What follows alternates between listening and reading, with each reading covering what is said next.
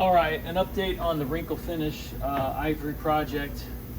I've decided that I am abandoning attempting to recreate the wrinkle. My results I thought initially were pretty good. Well, after redoing it twice on the actual base, which is this one. This isn't terrible. I may try to paint it just to see, but you can see the texture just, it is not the same texture. The stuff changes when you think you've got it, and it seems like it's dry and you've got a lot of wrinkles out of it. Overnight, over a couple days, it just completely changes. This is one I did, the second one that I did, where I used a brush. So I sprayed it on real heavy and then agitated it with a brush. You can go back and watch some of those videos. And it looked great initially. I had a bunch of the squiggly lines, like right in here. I zoomed in close and I had the same squiggles as was going on in the original. And then after a couple days, it just turned into this. And it just, somebody said it looks like the, I don't know, the hat from the Harry Potter movies. The something hat, but yeah, and that's about right. It kind of has this weird crushed velvet look. So, some parts of it kind of look okay, but still, it's just a vastly different type of texture than you get. Here is a pretty good stump I have. I think that base that I just showed you is actually the base for this, but this bullet is in good shape. In general, very nice. So I and pretty much have resolved that I am going to degrease that and this base. And this I got from, this actually came from Tom New City. Thanks to Matt Sayers for getting this to me from him. I helped him get rid of a few things after Tom passed away. He sent me a few items. But sure, it's missing some paint, but nothing that a little touch up. I do touch up like this on the ANs that I've got that I've restored that look great. But yeah, this base, possibly this motor, but more than likely this motor and bullet and front housing. That'll come off, I don't know. But yeah, you can see here where I did a test paint of the front cover, and it just, the texture, I ended up using my little silicone texture stamp I made, trying to get more out of it, and it just, it's just lousy. Plus the one shot is too shiny, so that's the other issue I'm dealing with. I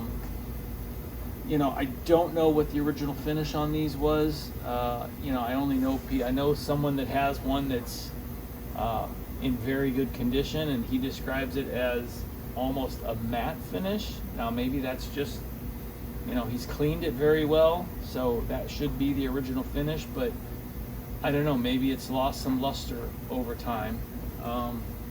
These just look like dog crap. I'm gonna probably sandblast these and try to redo the texture a little better.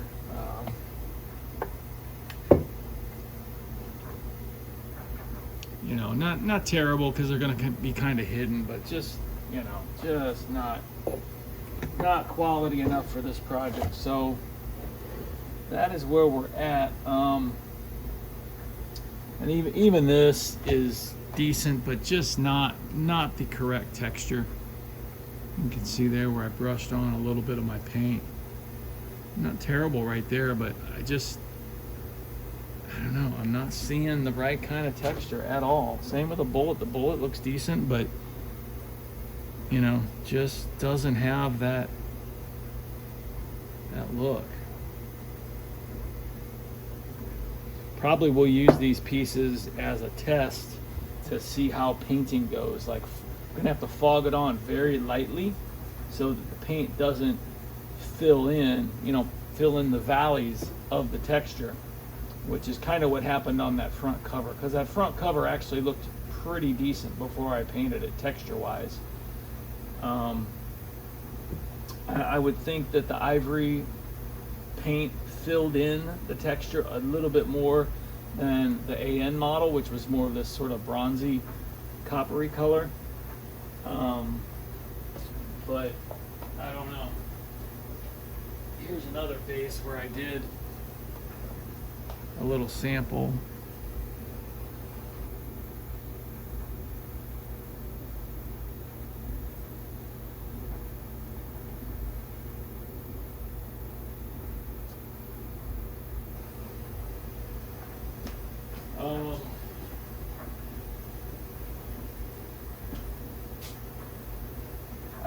I had bought this flattening agent, fat flattening paste.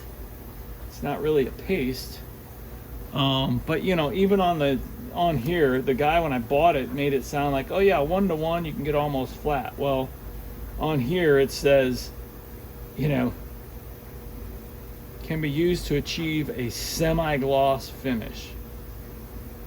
Use no more than 1 quart per gallon, so that's a 1-to-4 ratio. So I mean, semi-gloss, it's like, what's the point of even selling that product if all you can get out of it is semi-gloss? There is the option, Spray Max, the 2K clear that has a little red button you can press. They make a satin and a matte, but I just hate to clear coat it after I paint it because I just feel like it's gonna level out that finish even more, the wrinkles. So anyway, that's where we're at. Here's the tag. I got the paint that was on it. At some point in this fan's life, somebody hit it with some ivory or cream colored paint, and I got it off of there. Interesting that the badge always looks a little bit more like a French gray color, or maybe a more ivory version of French gray, but it never matches the actual, because this is pretty good dead-on match, and you can see it's more of a gray, greeny, kind of yellowy, ochre color.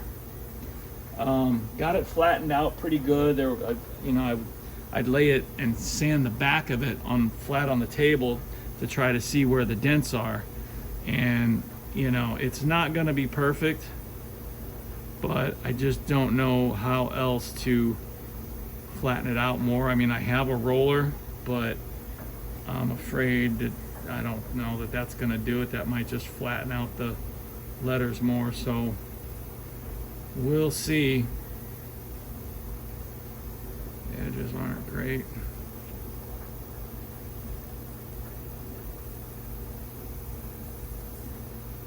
All right.